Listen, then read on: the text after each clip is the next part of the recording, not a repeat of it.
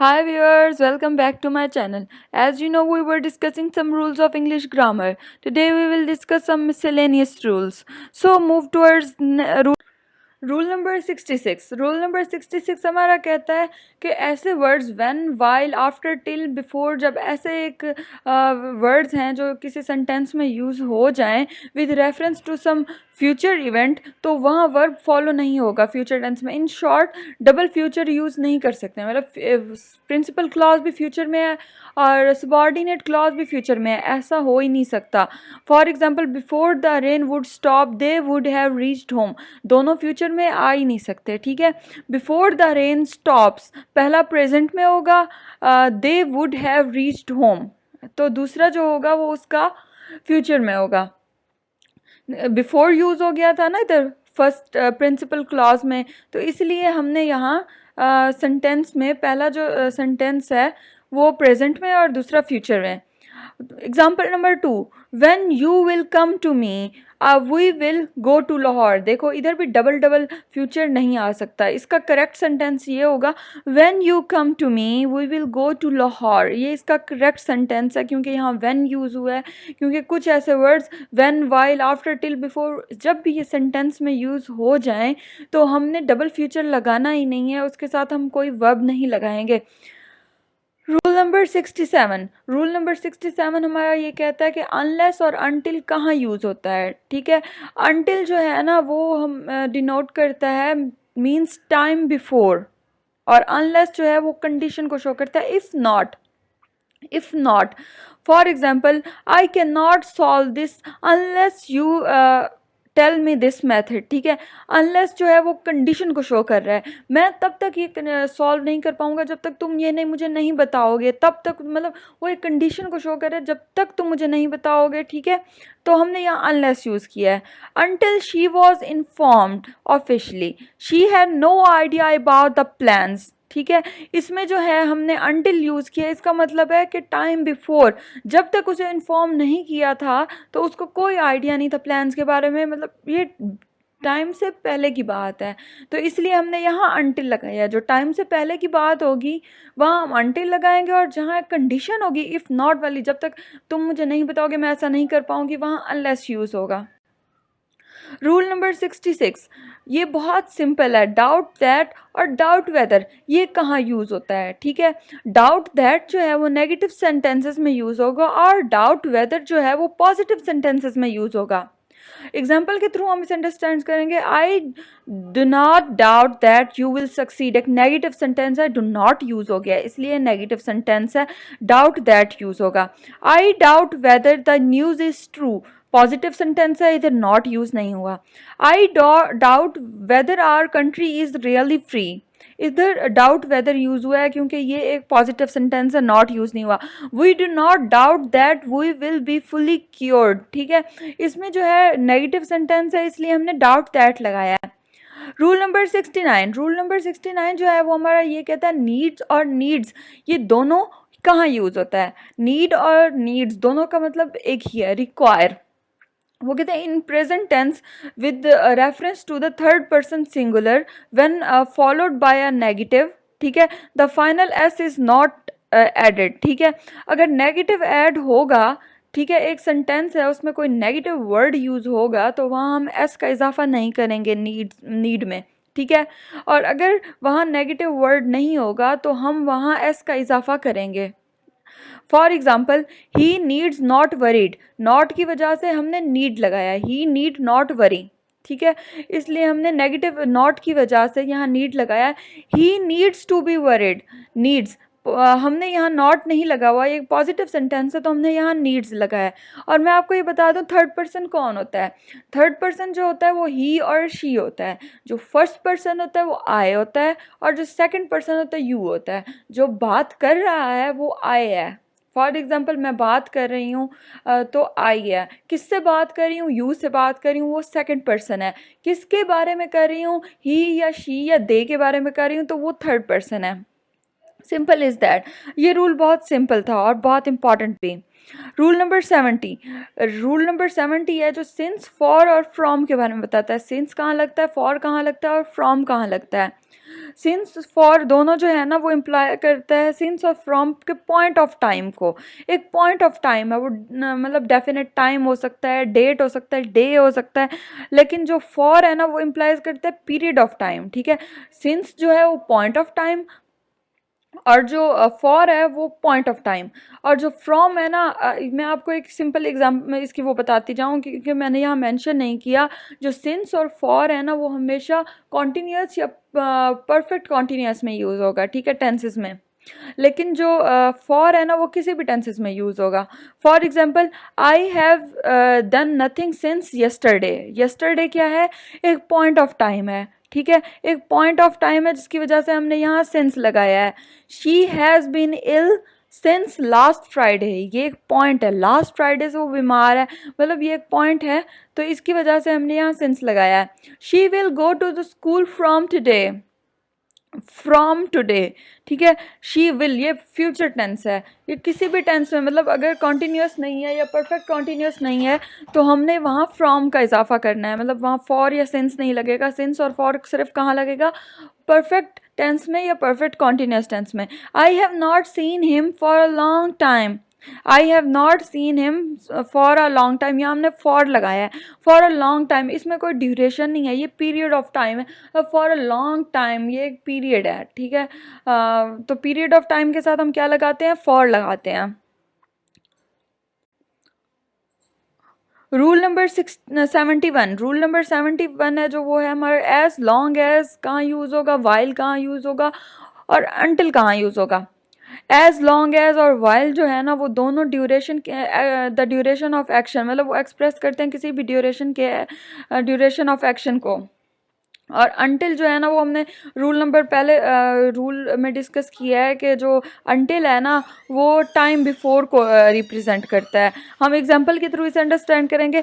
As long as you remain in the office you will get no rest, as you long as, ठीक है। हमने यहाँ लगाया as long as या while हम यहाँ लगा सकते हैं क्योंकि ये ड्यूरेशन ऑफ एक्शन को शो कर रहा है। जब तक तुम यहाँ रहोगे, ठीक है, तुम कोई रेस्ट नहीं कर सकोगे।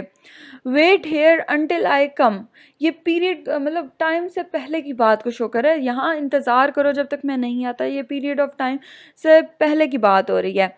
While I am sitting here you can work on it, ठीक है। जब तक मैं यहाँ बैठा हूँ, while I am sitting here, मैं यहाँ बैठा हुआ हूँ, तो यहाँ हमने वाइल का इस्तेमाल किया है। रूल नंबर 72 बहुत ज़्यादा सिंपल है, बहुत ज़्यादा सिंपल है। रूल नंबर 72 जो है ऑन कहाँ यूज़ होगा, ओवर कहाँ यूज़ होगा। ऑन जो है ना वो वहाँ यूज़ होगा जहाँ किसी भी चीज़ से कांटेक्ट हो रहा है, ठीक है। और ओवर वहाँ यूज़ होगा जहाँ किसी भी चीज़ से कांटेक्ट नहीं हो रहा।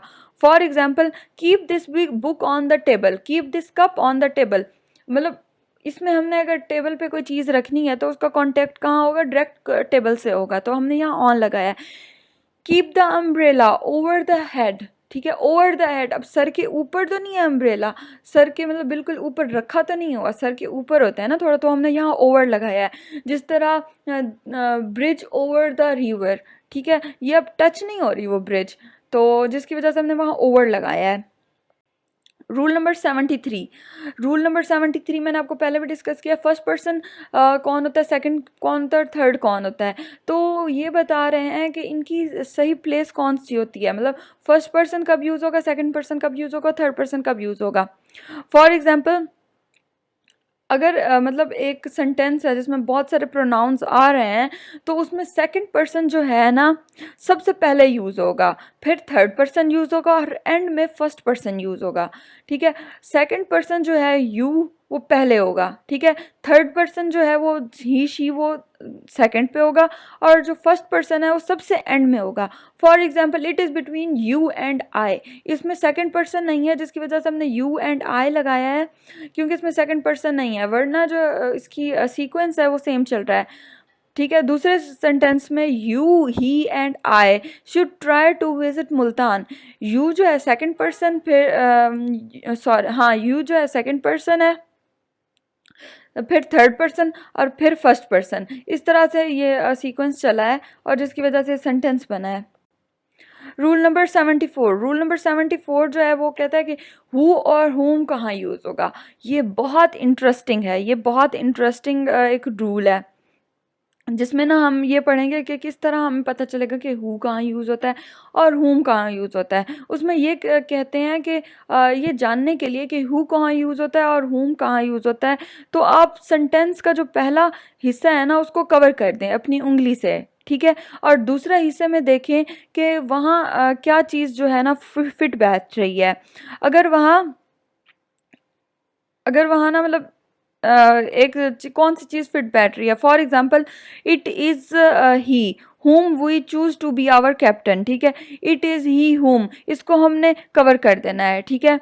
तो we choose to be our captain, किसको, we choose him to be our captain, तो हमने हिम की वजह से whom लगाएंगे। जहाँ हिम करेक्ट साउंड कर रहा हो वहाँ हमने whom लगाना है, जहाँ ही करेक्ट साउंड कर रहा है वहाँ हमने हिम लगाना है।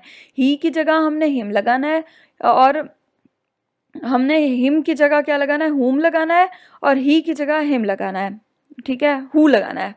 फॉर एग्जाम्पल जिस तरह ना whom की मतलब it is he whom we choose to be our captain हमने कवर कर दिया, we choose him to be our captain, him की वजह से हमने whom लगाया। दूसरे सेंटेंस में इट वॉज ही हु, इसको हमने कवर कर देना है, we thought would win the prize, ठीक है। We thought he would win the prize, he की वजह से हमने क्या लगाया है, हमने हु लगाया है। ही की जगह हु लगाएंगे और हिम की जगह हुम लगाएंगे, और तो हमने कवर कर देना सेंटेंस को, और फिर हमने देखना है कि मतलब इस यहाँ क्या चीज़ फिट बैठ रही है।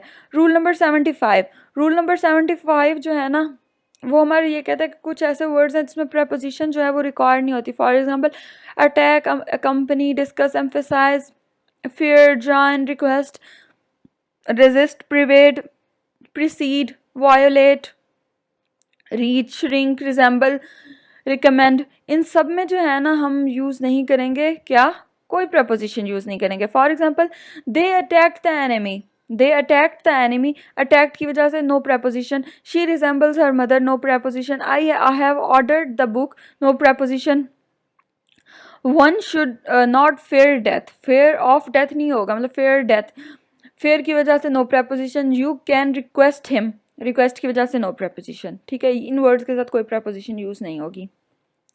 रूल नंबर 76, रूल नंबर 76 जो वो ये कहता है कि दैट जो है ना हम इन वर्ड्स के बाद हम कभी भी यूज़ नहीं कर सकते। ये वर्ड्स कौन से हैं, how, whether, why, what, when, whom, whose, which, इन सब के साथ ना हम दैट यूज़ नहीं कर सकते। For example nothing can be said, हम यहाँ दैट यूज़ नहीं करेंगे। Nothing can be said that when he accepted him to arrive, यहाँ दैट यूज़ नहीं करेंगे, इसलिए nothing can be said when he accepted to arrive, ठीक है। He could not explain why he was late, हमने that इस्तेमाल नहीं किया। He could not explain, that नहीं आएगा। It is difficult to say, that नहीं आएगा। वेदर ही विल सक्सीड, ठीक है, दैट हमने यहाँ यूज़ नहीं करना। रूल नंबर 77 वो हमारा ये कहता है कि ड्यू टू और कॉज्ड बाय से कोई भी सेंटेंस शुरू नहीं हो सकता, ठीक है। कोई भी सेंटेंस के शुरू में हम ड्यू टू और कॉज्ड बाय नहीं लगा सकते। For example her success is due to her hard work, ठीक है, इसमें हमने शुरू नहीं किया सेंटेंस, ठीक है। हर सक्सेस जो है वो पहले लगाया है। His failure was caused by his laziness, हमने सेंटेंस के शुरू में कॉज्ड बाय नहीं लगाया। फिर जो है ना हमारा वो ये कहता है कि ड्यू टू जो है वो तो हम नहीं लगा सकते सेंटेंस के शुरू में, लेकिन बिकॉज ऑफ लगा सकते हैं। Due to the worker strike the factory remain closed, ठीक है, इसमें हमने ड्यू टू, ये एक इनकरेक्ट सेंटेंस है। Because of the worker strike the factory remain close, ये एक करेक्ट सेंटेंस है। So rule number 78, rule number 78 जो है ना वो हमारा क्या कहता है, वो हमारा कहता है कि on the account of, so that, in order that, ये हमारा जो है ना वो कहाँ यूज़ होते हैं, ठीक है। Because of and on the account of जो वो है ना वो दोनों एडवर्बियल फ्रेज को यूज़ मतलब डिनोट करने के लिए यूज़ होते हैं, ये मॉडिफाई करते हैं वर्ब को। He resigned because of his ill health, he resigned on the account of his ill health, ठीक है। इधर ये एडवर्बियल फ्रेज है, मतलब इल हेल्थ जो है एडवर्बियल फ्रेज है, जिसकी वजह से हमने क्या लगाया है यहाँ, बिकॉज ऑफ या ऑन द अकाउंट ऑफ, हम इस तरह के टेंसेस यहाँ यूज़ करेंगे, ठीक है। और दूसरे पॉइंट में वो ये कहता है कि किसी भी रीज़न या कॉज को एक्सप्रेस करने के लिए, किसी भी मतलब कॉज या रीज़न को एक्सप्रेस करने के लिए, अगर कॉज को हम कॉज या रीज़न को एक्सप्रेस करने के लिए यूज़ करेंगे बिकॉज ऑफ, ठीक है। और किसी भी पर्पस को एक्सप्रेस करने के लिए हम इन ऑर्डर एक्सप्रेस करेंगे। For example, man work so that they may earn their living, ठीक है। सो दैट, हमने यहाँ सो दैट लगाया, they may earn their living. He missed his class because he overslept, because हमने क्यों लगाया है, क्योंकि ये पर्पस को स्लेप्ट कर रहा है, ही ओवर स्लेप्ट, तो ये पर्पस को डिनोट कर रहा है। फिर ना मतलब तीसरे में वो ये कह रहा है, do not use because and the reason together, reason भी दी हुई है और बिकॉज भी दिया, हम ये इकट्ठे यूज़ नहीं कर सकते। The reason why he missed his class was because he over slept, incorrect sentence है। क्यों? क्योंकि रीज़न और जो बिकॉज है वो इकट्ठे यूज़ हो रहा था। The reason why he missed his class was that he overslept, because नहीं लगाएंगे हम, यहाँ दैट लगाएंगे, ये करेक्ट सेंटेंस है। रूल नंबर 79, रूल नंबर 79 जो है ना वो हमारा ये कहता है कि एडजेक्टिव जो पैरेलल आइडियाज़ जो हैं वो पैरेलल फॉर्म में आएंगे। एडजेक्टिव जो है ना वो हमेशा एडजेक्टिव के साथ आएंगे, नाउन नाउन के साथ होते हैं, सबॉर्डिनेट क्लॉज होते हैं सबॉर्डिनेट क्लॉज के साथ आएंगे। For example, this course is challenging and N inspiring, ठीक है। और हमने एन इंस्पायरिंग, ये हमारा कोई शो नहीं कर रहा, मतलब इसमें कोई पैरेलल नहीं है ये sentence. This course is challenging and inspiring, ये पैरेलल सेंटेंस है। The generator is inexpensive, noiseless and it is easily operated, it is easily operated नहीं, ये पैरेलल नहीं है। The generator is inexpensive, noiseless and easily operated, ये एक parallel sentence है। फिर कोरिलेटिव कंजंक्शन जो है ना वो इकट्ठे आएंगे। फॉर एग्जांपल, इधर और, neither, nor, not only but also, ये सारे जो है ना इकट्ठे इकट्ठे टर्म्स आएंगी, ठीक है। इनमें ना कोई और वर्ड हम ऐड नहीं करेंगे। For example, she is not only proficient in desk work but also in marketing, ठीक है। इनकरेक्ट सेंटेंस है। फिर इसका करेक्ट सेंटेंस ये है, she is proficient not only in desk work but also in marketing, ठीक है। हमने यहाँ प्रोफिशिएंट जो है ना हमने ये दरमियान में ऐड नहीं करना, ठीक है। हमने ये टर्म्स इकट्ठे इकट्ठे लगानी है, ठीक है। She is proficient not only in desk work but also in marketing, हमने ये दोनों टर्म्स इकट्ठे ही लगानी है, हमने नॉट ओनली जो पहले नहीं लगाना। रूल नंबर 80 बहुत इंटरेस्टिंग, वो कहते हैं कि अवॉइड करें अननेसेसरी वर्ड्स को, ठीक है। अगर कोई ऐसी टर्म्स दो इकट्ठे यूज़ हो रही हैं जिनके मीनिंग एक ही जैसे हैं तो हम एक को ओमिट कर देंगे। For example, Nisha said that he stayed for short period of time in the school, short period of time, इधर हम एक चीज़ यूज़ करेंगे, या तो शॉर्ट पीरियड या तो टाइम यूज़ करेंगे, ठीक है। ये इनकरेक्ट सेंटेंस है, हम इन दोनों में से एक यूज़ करना है क्योंकि दोनों चीज़ें इकट्ठे नहीं आ सकती। आई सा अ window women in the church, window हमेशा विमेन ही होती है तो हमें कोई ज़रूरत नहीं है कि हम यहाँ विमेन लगाएं। आई सा अ विडो इन द चर्च, ठीक है। जो हम अननेसेसरी वर्ड दूंगे तो उनको अमिट कर देंगे। इधर बहुत सारी और भी एग्जांपल्स हमें मिलती हैं जो कि हमें किसी भी बुक से मिल जाएंगी। प्रैक्टिस बहुत ज़रूरी है इन्हें करने के लिए, प्रैक्टिस अगर हम कर लेंगे तो हम किसी भी एग्ज़ाम में इनको गलत करके नहीं आएंगे। तो आज का हमारा जो टॉपिक था वो हमारा कंप्लीट हो गया, 80 रूल्स ऑफ इंग्लिश ग्रामर आज हमारे कंप्लीट हो गया। तो नेक्स्ट हम कोई टॉपिक इंटरेस्टिंग लेके आएंगे, तो तब के लिए अल्लाह हाफिज़।